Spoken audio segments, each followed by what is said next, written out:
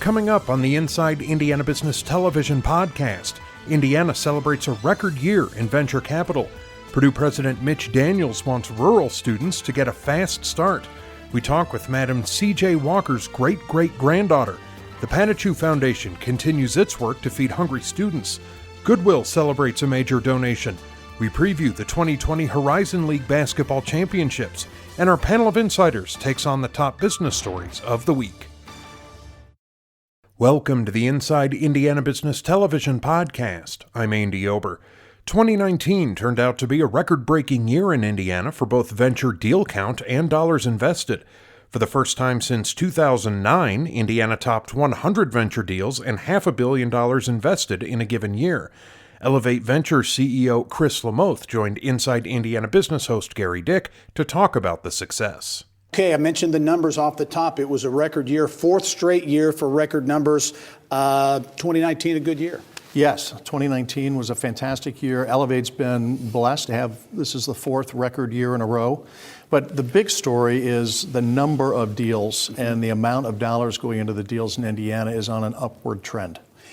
Talk about Elevate Ventures for those who don't know, and your profile at Elevate and your participation in the tech ecosystem. The economy has just skyrocketed in recent years. Talk about the model and what Elevate Ventures is all about. Yeah, Elevate Ventures invests 21 fund dollars that are set aside by the legislature to invest in startup and early stage companies in Indiana.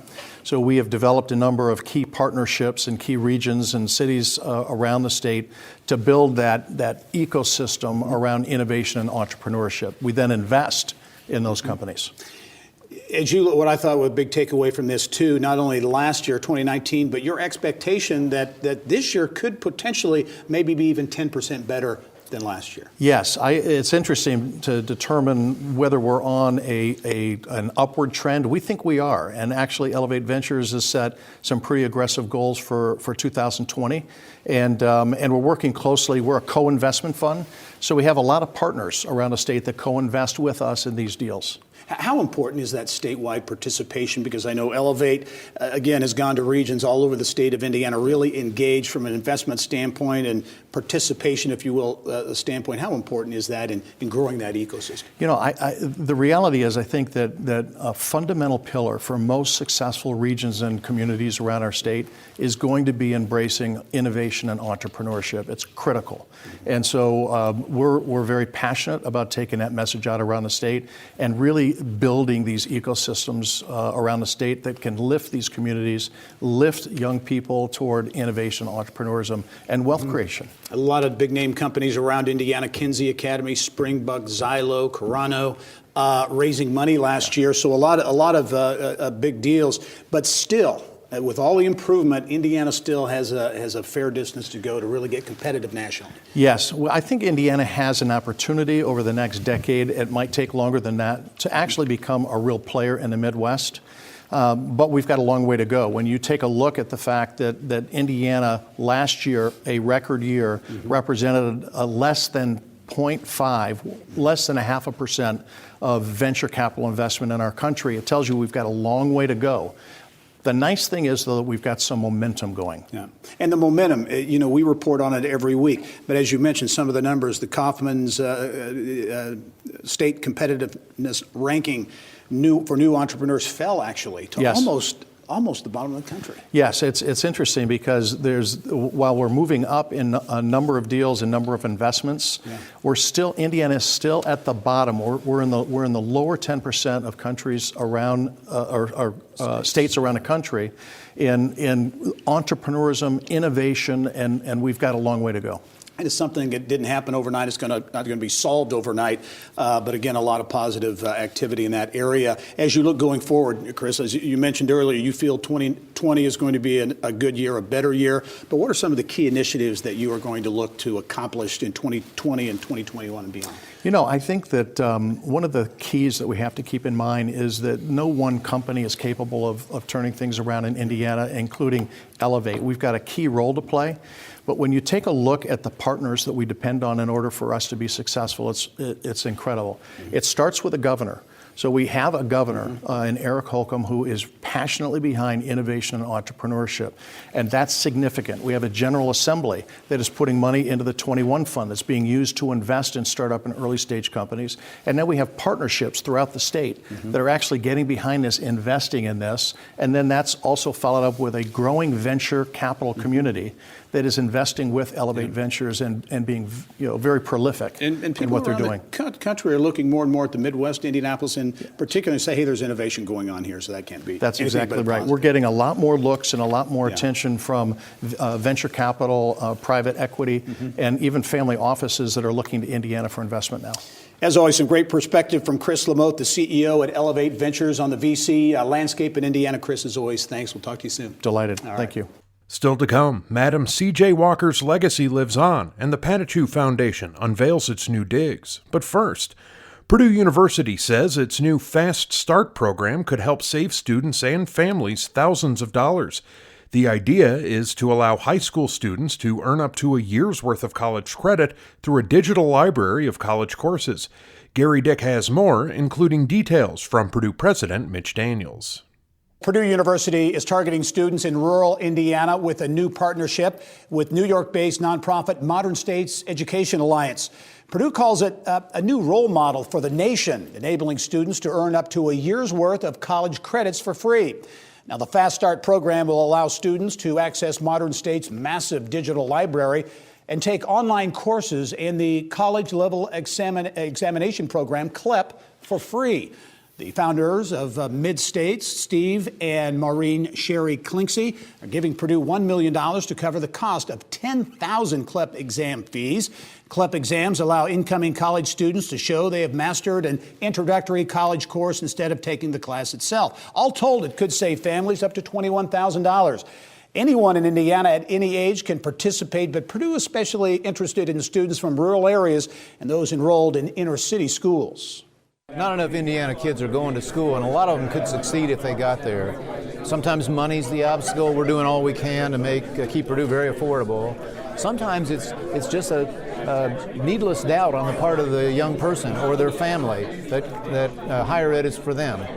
And so we are very intent on bringing this new pathway essentially up to a free freshman year. A student could pursue it while living at home, while working, even while still in high school. We are serving more Hoosiers today than we ever have, but there are so many more who ought to be at our school or somewhere like it. Well, the Commission endorses multiple ways to show learning and competency, and we know that this particular program will allow students to get credit and advanced standing at the institution. So I think it'll be important for all students. It's especially important for rural and urban students, and it's important for our 21st century scholars and our other scholarship students who actually, in order to receive the maximum amount of aid, need to stay on target to graduate on time. This helps do that. Well, news of the partnership with Modern States comes just days after Purdue announced a 9th consecutive year of flat tuition at its flagship West Lafayette campus.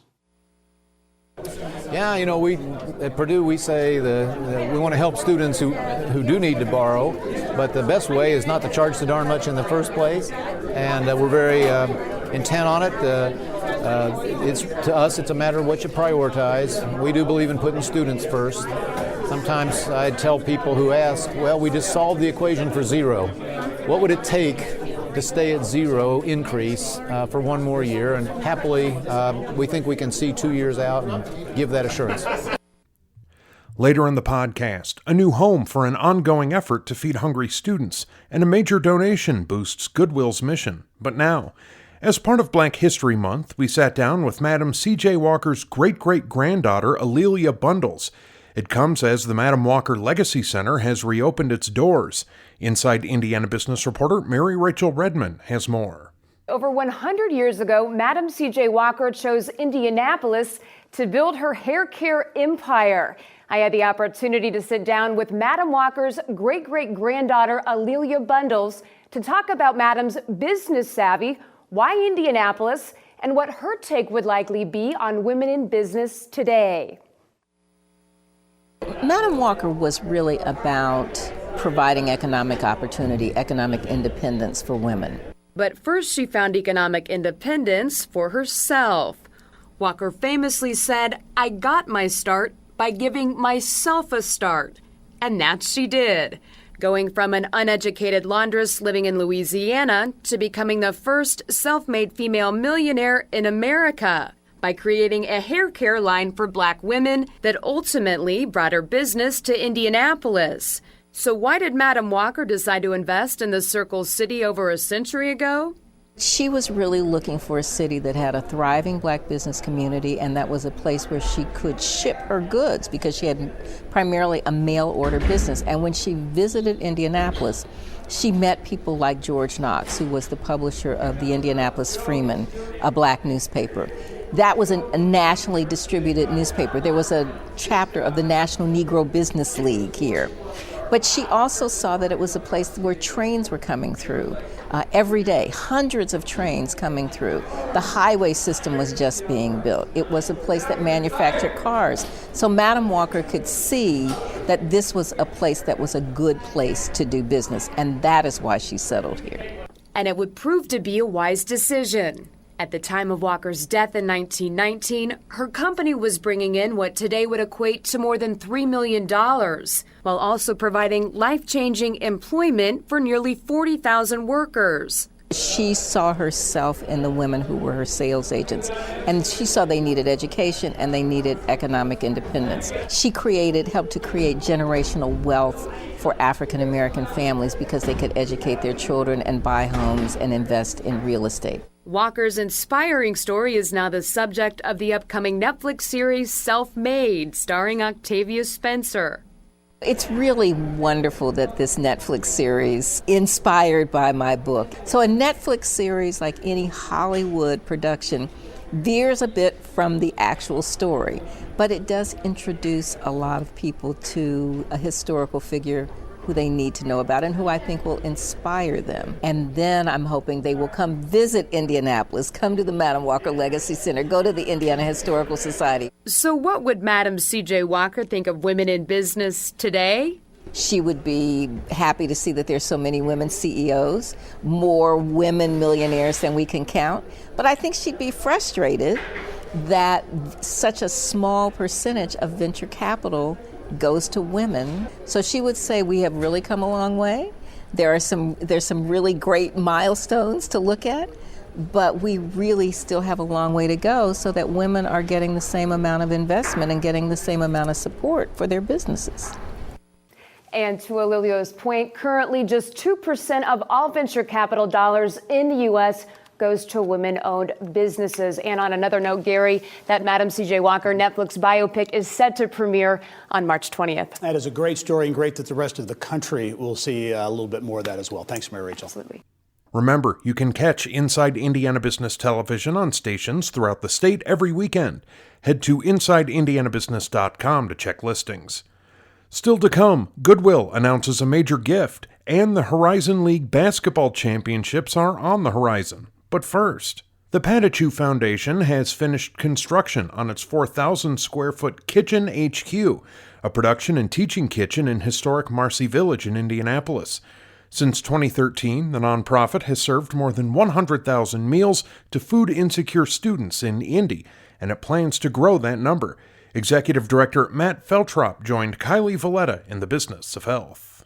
Congratulations on the new headquarters. Thank you. It's been a big project. Before we talk about the kitchen and what its new capabilities are, tell us first just a little bit about the Patachu Foundation and your big picture mission there. Absolutely. The Patachu Foundation started in 2013, as you all mentioned, and its core mission is to address a local issue that we have with childhood hunger. Unfortunately, 1 in 5 kids in our city is facing daily food insecurity, which means that they don't know where their next meal is coming from. And so we have this great opportunity to serve an after-school meal that's been scratch-made and delivered by volunteers and served to students to create a really healthy atmosphere around the dinner table. Right. And at the same time, we have a hands-on education program that we do with our students to teach them about new ingredients and to give them skills to make healthy snacks for themselves. And I know most of the kids are on free and reduced lunches. I love that this is a dinner time meal for when school is over and they're still hungry. That's right, and it's kind of incredible how many students are staying after school. You know, this school is the centerpiece of the community, and what we're able to do is partner with local schools and use that time to create community around the table and invite more people to share our table with us. So let's talk about the new kitchen headquarters and how it's really allowing the foundation to increase its impact. Absolutely. Since we opened the kitchen late fall last year, we've already increased our production by 10%. And as you mentioned, there's a lot of room to grow there.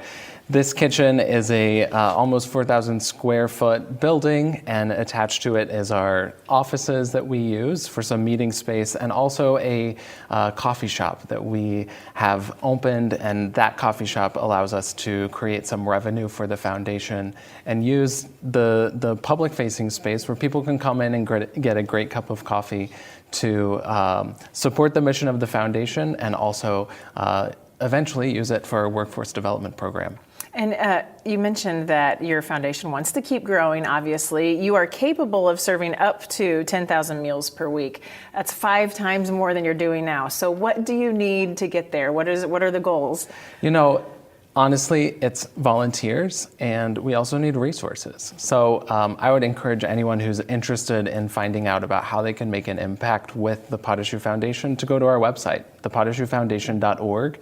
They can sign up to volunteer. They can also make a gift. A monthly pledge of $25 a month means a healthy meal for one kid for a whole week. And being able to partner on a monthly basis really means that we can count and kids can count on you. So that makes a huge difference. I really like the whole foods concept with these meals that you're serving too. And I was also reading they're kid friendly, which is important. I have kids and I know they can be picky. So you've really focused on the kids with the menu too. We definitely have. The menu is designed by our chef. Our chef Twinkle makes the menu every single day for the kids, and it's definitely kid friendly, but it has wholesome ingredients. We include a serving of fruit, vegetable, protein, and make sure that they get some whole grains as well. So that meal production happens at this kitchen, and during the summer, we'll be launching this food fellowship, which will invite some high school students to come in and participate in the meal creation. They'll also work in that coffee shop and on an urban farm. And those students are going to have the opportunity to also get some soft skills around their own career desires, and we'll be working with them to pursue a dream, whether it's in the culinary field or another industry. And the kitchen headquarters is really making that food fellowship possible. We couldn't do it without this space, and the students who will come out of this program, we're piloting the program in the summer with 6 students, and those student fellows will get not just work experience, they will also have the opportunity to leave the program with a ServSafe certification, which is an industry-recognized certification for them to go out and get a living wage job. It's fantastic. Yeah. Well, thank you for coming and telling us about the program. Good luck as you keep moving forward. Absolutely. Thank you for having me. Later in the podcast, we preview the Horizon League Championships and get perspective on the top stories of the week from our panel of insiders. But now, Goodwill of Central and Southern Indiana has announced a major donation in the form of a $1 million building from former board chair Gene Zink and his family. The site will become the permanent home of the organization's school for adults, the Excel Center. CEO Kent Kramer has more in our Eye on Education segment. We'll talk about the gift in a moment, but I think this is one of the true cool success stories, if you will, the Excel Centers. Talk about what they are. I know they're for adult age learners, but give us the model, if you will, for the Excel Centers. Yeah, Gary, like you said, there's 460,000 working age Hoosiers that don't have a high school diploma. We saw that and saw an opportunity to build a solution for them.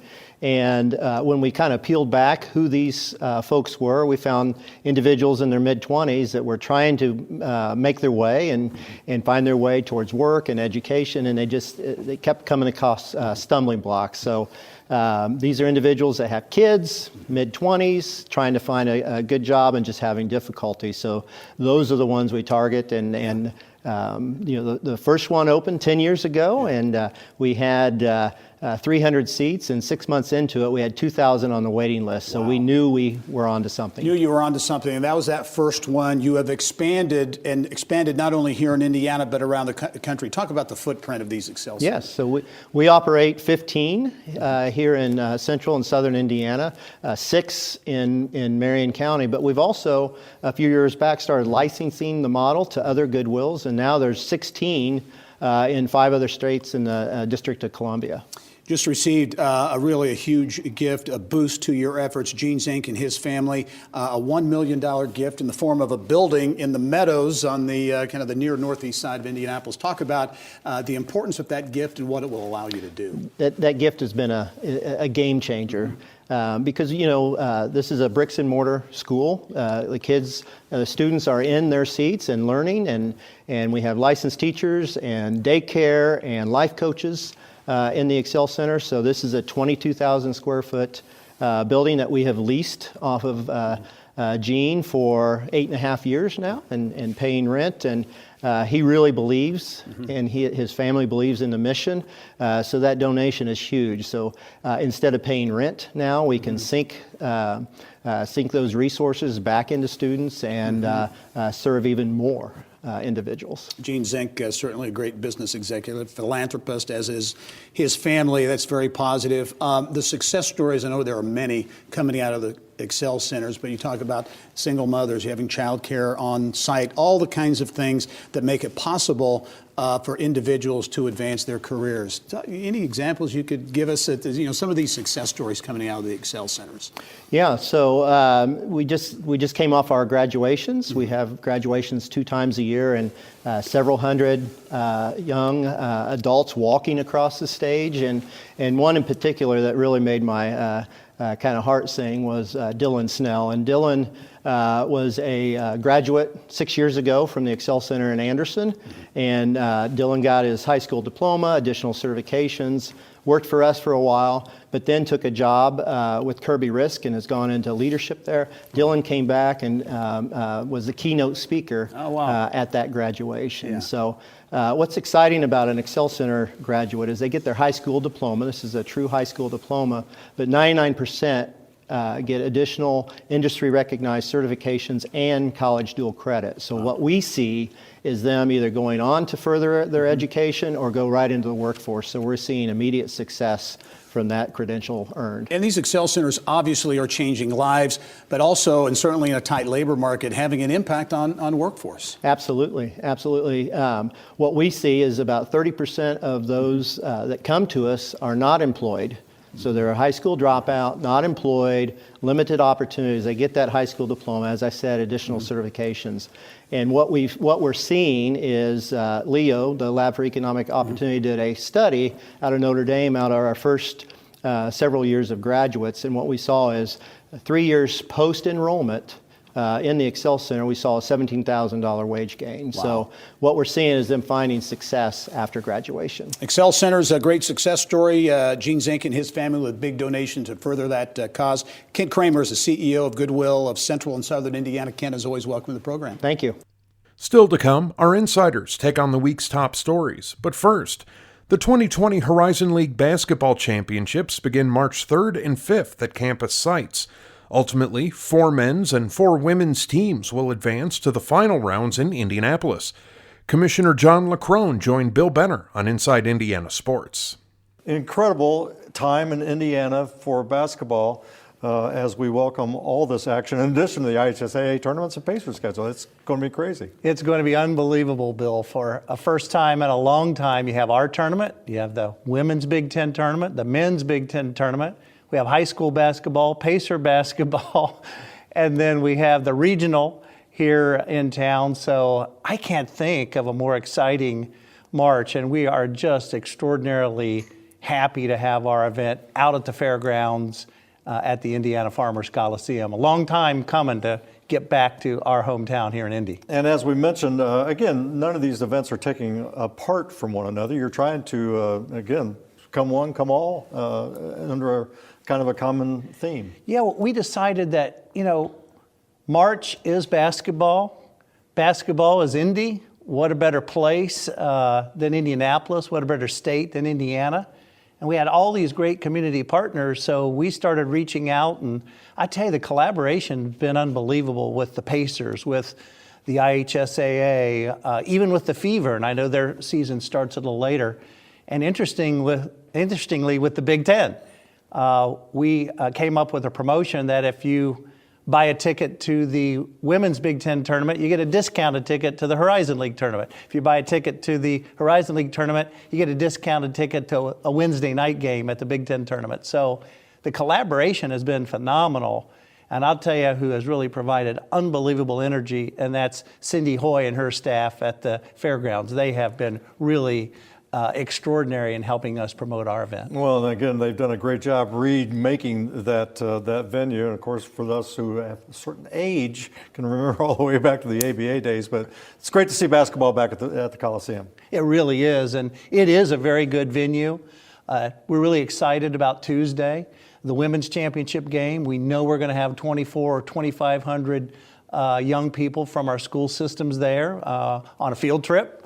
And we think that's going to be fantastic. And then the championship game on Tuesday night is going to be very, very good. We're excited about that. And also think Monday can be a great day and evening for our community with 4 games out at the Coliseum, the Horizon League women's semis, and then the men's semifinals on Monday night. And John, there's also going to be an officiating symposium. Talk about that. Yeah, that's part of our collaboration, Bill. When you think about officiating, so many young people who have played sports, and we're talking about all sports, really might have an interest in doing that. But they go out and see maybe how some of the officials are treated sometime. We're trying to address that. We're trying to bring young people in and say, you know what? This is really a very good avocation. It's a lot of fun. You're supporting young people. We're trying to change that culture a little bit and get people interested in officiating. As we wrap up, John, later in the month, the NCAA Regional comes to Lucas Oil Stadium. Horizon League plays a role as the institutional co-host, but that, again, for your staff, all hands on deck, and again, a great prelude to next year's men's Final Four. Really looking forward to next year's Final Four. We're already meeting about it. Institutional co-host, the Horizon League and IUPUI, a lot of veteran people. We have extraordinary community support for that event, and the fact that the national headquarters is here and those people are now our friends and our colleagues, it makes our city just almost beyond none when you can have that kind of collaboration in our community for an extraordinary event. All right, and tickets to the Horizon League event, if you... Absolutely, they're on sale, and all you got to do is contact the Indiana Farmers Coliseum or our website, and we'll make sure you get a ticket. There you go. John LaCrone, Commissioner of the Horizon League. Lots of basketball coming up. And finally, our insiders take on the top stories of the week, including small towns making some big noise and Indiana Beach closing for good. This week's panel includes Kenzie Academy Director of Professional Development Sharman Kent, Indy Chamber Chief Policy Director Mark Fisher, and Veteran Strategies, Inc. President and CEO Robert Vane. A lot of activity this week. Mark, I'll begin with you, but I know everyone may have something to say on this. Small communities around Indiana that many are challenged and have been facing tough economic times. But we're seeing examples of small communities really trying to make things happen. Rush County detailing a digital inclusion plan. They put a task force together. They want to make everyone have everyone in the county with internet access and really close that digital divide. We take it for granted in metro areas, but in a place like Rush County. Yeah, it's critical that these smaller communities that are seeing population shifts, they're really trying to identify what makes them unique, what makes them a high quality place to live, and investing in technology. It has ramifications, anything from their K-12 system to economic development opportunities to remote working. And so it's great to see communities coming together and really forming some plans and to retain and start to attract people. And I've always been of the opinion that communities, small or big, who are doing things, it all kind of boils down to leadership and having leaders in the community with a vision to get things strong done. Civic leadership, nonprofit and governmental leadership. If they can come together and really form that vision together, I think that's what's going to make the difference. Sharman, the digital divide is such a huge issue in many parts of the country, including rural Indiana. So programs like this can have real impact that can last for years to come. Absolutely. The thing about the digital divide is that it's not just rural or inner city. It can be within cities. And like you were saying, it can affect everything from education to remote work. In Indiana, that's especially important because we're trying to attract workers. We're trying to attract companies. Not everyone wants to live in the middle of Indianapolis. Some people prefer to live in suburban or exurban areas. And if they don't have the digital infrastructure to do that, they can't make a living. So what's happening here is really important, and I hope more counties do it. Yeah, another county, this one more in northeast Indiana, Wabash County, population loss, population decline, a big issue, Robert, all over the state of Indiana. Wabash County has seen their population steadily decline over the last 20 years. They've launched an initiative to try to reverse that trend. So we're really trying to make a difference on population. Technology creates expectations. If I were to tell you I didn't have a cell phone, you would look at me like I was from the 13th century. Right. It's broadband, it's cutting the cord, it's being able to do all the things remotely in terms of business and education that we expect these days. And so if Indiana's going to compete, not only do we have to meet those expectations, we have to exceed them. And credit goes to Governor Holcomb and his administration for their broadband initiative and the things he's been talking about. He's been ahead of the curve on this, and kudos to them. Yeah. Number of small communities, too many to mention. McCordsville broke news this week, greenlighting a town center plan. So an area without really much of a town center, they say we need to create something here. And again, I think it gets back to population, keeping talent, attracting talent. A lot of communities, small communities, taking advantage of this kind of thing. Right. It's we've done all the basics right in Indiana, and now it's time to start to invest in our quality of life and quality of place amenities. And it's McCordsville, Fortville, those areas are going to see explosive growth. And so it's really important that they get ahead of this and start to plan properly for their population growth. So it's good to see them getting ahead of the curve. Cost of living obviously is an advantage in the Midwest in general. I think in particular in Indiana, Charmin, Alexandria, Madison County, small community, ranked as the 8th most affordable home ownership city in the entire country. Those kinds of things, whether you're attracting tech talent or whatever kind of talent, those kinds of things can make a difference. They can make a huge difference, particularly when it comes to people who are trying to start families. Not everyone wants to live in the middle of the city. One of the reasons a lot of my friends and I, or a lot of my colleagues and I, live in the suburbs is because it's affordable, the schools are great, and you pretty much have whatever you need.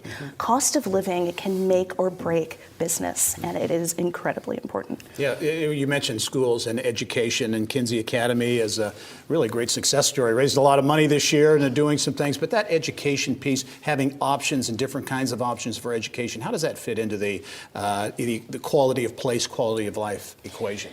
Not everybody has the same opportunities. Not everyone goes to the same kinds of high schools. Not every high school has the same kinds of programs. So if you can distribute incredible content, incredible teaching, incredible alternative opportunities across everything, then you give people chances that they may not have had before. And they don't have to move or uproot their lives to do it. Yeah. Robert, talking about kind of an old school story this week, Indiana Beach in Monticello, White County, Indiana, been around for almost 100 years, 94 years. And a lot of people were shocked. We got a lot of activity on our website on this story. Indiana Beach announcing it would close, or it already has closed after 94 years. So a bit of history and heritage in Indiana kind of going by the wayside. Those are the things that kind of make you shake your head. You wonder why. You're not critical of them because you don't really know the backstory so much. But, Hoosiers are sentimental people.